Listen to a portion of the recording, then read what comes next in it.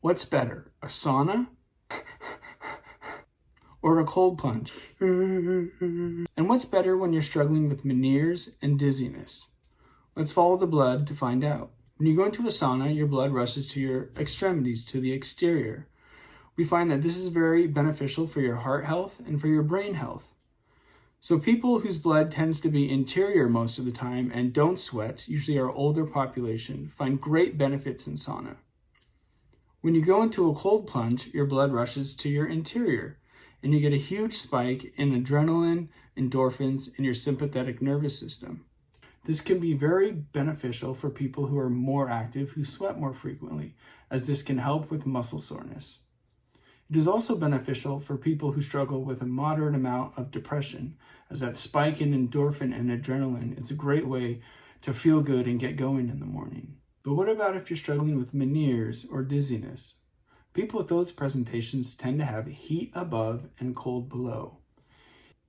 Heat above meaning inflammation in the face or migraines, and cold below meaning that people with chronic illnesses tend to have increase in sympathetic nervous system, which causes coldness in the hands and feet.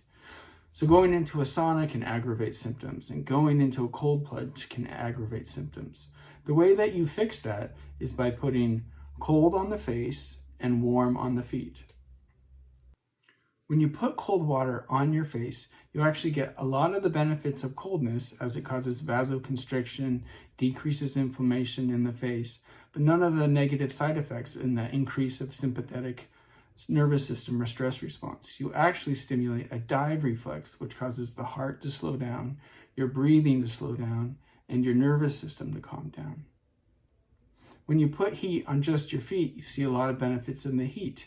You can induce a light sweat, you can get increased blood circulation to the extremities, but you get none of the risks of causing dizziness by too much heat going to your head. So for people struggling with dizziness, Meniere's disease, cold water on the face, warm water on the feet is a great and safe way to help improve your symptoms.